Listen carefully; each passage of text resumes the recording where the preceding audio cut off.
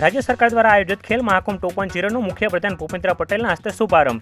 વિજેતા ખેલાડીઓને મળશે કુલ ₹45 કરોડ સુધીની ઇનામી રકમ.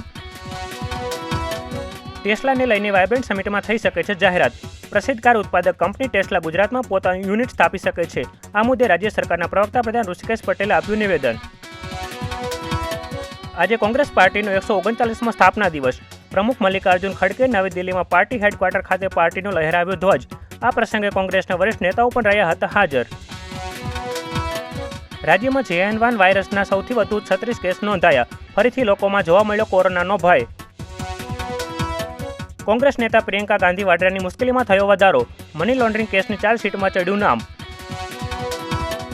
નિવૃત્ત એર કમાન્ડર સુરેન્દ્રસિંહ ત્યાગીએ ડ્રોન હુમલાને ભારતીય ઇકોનોમીને નુકસાન કરવા માટેનું ગણાવ્યું કાવતરું. ડ્રોન હુમલાના કારણે જહાજમાં લાગી હતી આગ. ઋષિકેશ પટેલે જણાવ્યું કે 2 ફેબ્રુઆરીએ રાજ્યનું સંપૂર્ણ બજેટ 2024-25 કરાશે રજૂ. રાજ્યમાં પ્રથમ વખત લોકસભા ચૂંટણીની આચારસંહિતા લાગુ પડે તે પહેલા વિધાનસભામાં રજૂ કરવામાં આવશે સંપૂર્ણ બજેટ. વૈશ્વિક ધરોહર ધોળાવીરા ખાતે ઇતિહાસની સાથે રેલાશે સંગીતના સૂર. કચ્છના વૈશ્વિક ધરોહર ધોળાવીરા ખાતે આગામી 6 જાન્યુઆરી સંગીત સાથે લોકો સમક્ષ ધોળાવીરા ફેસ્ટિવલ થશે પ્રસ્તુત. મધ્યપ્રદેશમાં ટ્રક અને બસ વચ્ચે સર્જાયો ગમખ્વાર અકસ્માત. અકસ્માત બાદ બસમાં ભીષણ આગ લાગતા 12 લોકોના થયા મોત.